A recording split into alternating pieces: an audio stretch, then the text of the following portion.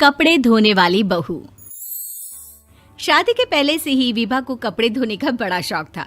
कभी नल के नीचे तो कभी तालाब के पास। अरे मेरी नीली वाली लुंगी नहीं दिख रही है। विभा की अम्मा, कहाँ रखी है लुंगी? अरे वो तो विभा ने परसों ही धोकर रखी थी आपकी अलमारी में, देखो वहीं होगी। वो ना मैंने आज धो दी, मुझे लगा कि गंदी हो गई होगी। अरे कैसे गंदी हो गई थी? उसे तो मैंने पहना भी नहीं। हे भगवान, इस लड़की के कपड़े धोने की आदत से परेशान हो गया हूँ मैं। जितना तो घर में राशन नहीं आता, उससे कहीं ज्यादा डिटर्जेंट पाउडर का खर्चा है। इसकी शादी करवा दो, शादी। जाए अपने घर में ही करे काम, फिर चाहे घर के कपड़े धोने हो या पूरे गांव के। हाँ ठीक बोल रही हूँ, देखता हूँ मैं कोई लड़का। वो दिन भी आ जाता है जब विभा को देखने लड़के वाले आ जाते हैं। लड़की मुझे अच्छी लगी। होने वाली सास कहती है, बेटी अगर कुछ पूछना है तो पूछ लो। वैसे तो हमारी लड़की बहुत ही शर्मीली है, जो बोल दो वो मान लेती है, इसे क्या पूछना होगा। अरे कैसी बात कर रही हो माँ, मुझे इन लोगों के घर रहना है, सवाल तो कई है। हाँ हाँ बेटा, पूछ लो ना, क्या पूछना है। आप लोगों के घर कपड़े कौन धोता है? सास का मुंह बन जाता है। देखो, अगर तुम ये कहना चाहती हो कि तुम्हें कपड़े धोने नहीं आते तो सुन लो, कपड़े मैं ही धोती हूँ, लेकिन तुम्हारे आ जाने के बाद मैं रुमाल तक नहीं धोऊंगी। अरे चुप रहना भाग्यवान, बहू बेचारी घर आई नहीं, उसे डराना शुरू कर दिया।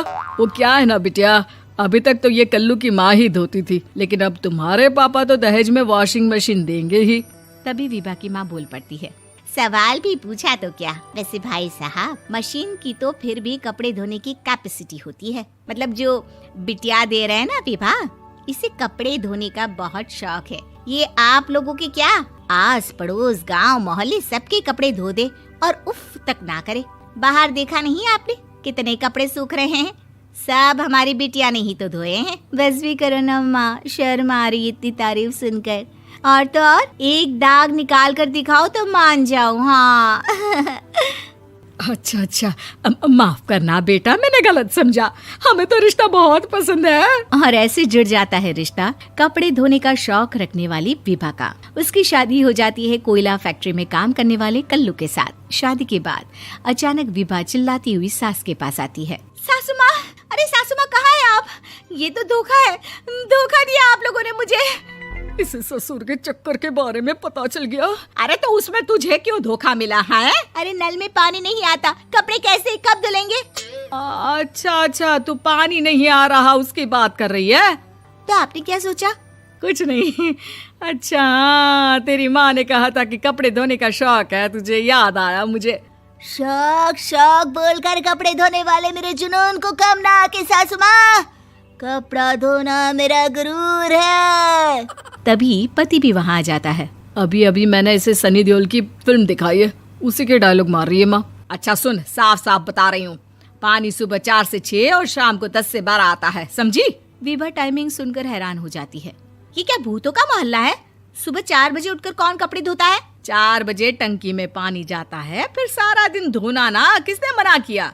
अरे कैसी बात कर रही हैं? 200 लीटर की टंकी में कितने कपड़े धो लूंगी मैं? सुबह ही उठ जाऊंगी मैं। अब क्या था, विभा सुबह 4 से लेकर रात के 12 बजे तक कपड़े ही धोती रहती। एक रोज सास पड़ोस से निकलकर कहीं जा रही होती है कि साथ वाली कहती है, हाँ कल्लू की माँ, जरा ये बताओ कि 2 साड़ी है, 2 ब्लाउज और एक पेटीकोट और एक नाड़े वाला लंबा कच्छा। हाँ तो? अरे तो क्या, कितना लोगी धुलाई ये बताओ। धोबन दिख रहे हैं हम क्या? हमारे पति सरकारी नौकरी से अभी रिटायर हुए हैं और बेटा सुपरवाइजर है कोयला फैक्ट्री में। धोबन समझ रखा है हमें?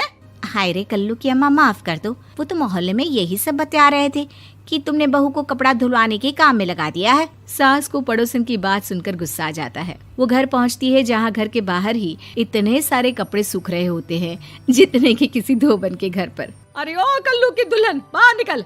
माँ जी यहीं आ जाओ, बाथरूम में चादर धो रहे हैं हम। अरे अभी हम धोते हैं, तुमको बाहर निकलो। ये आस पड़ोस वाले बोल रहे हैं कि हम बहू से कपड़े धुलवा कर उसे कपड़ा धोने वाली बना दिए हैं। अरे छोड़ो ना माँ जी, किन लोगों की बातों में आती हो? आस पास के लोगों का तो काम ही होता है कि वो किसी तरह सास बहू को लड़ा दे। बहू सारे घर के कपड़े धोती है, ये क्या कम है? बोलिए। सास को भी लग जाता है कि वो बहू का ये सनकीपन नहीं छुड़वा सकती, इससे अच्छा है कि खुद ही चुप हो जाए।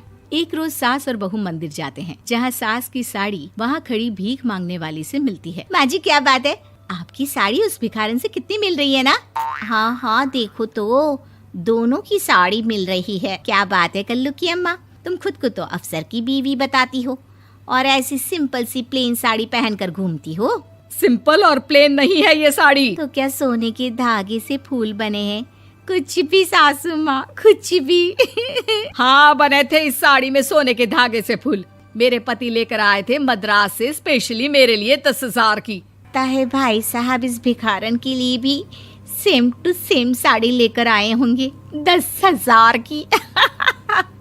सास उस वक्त तो कुछ नहीं कहती, लेकिन बहू के साथ घर आती है और अलमारी से एल्बम निकाल कर लाती है। ये साड़ी देख रही है, ये वही साड़ी है जिसे मैंने अभी पहना था।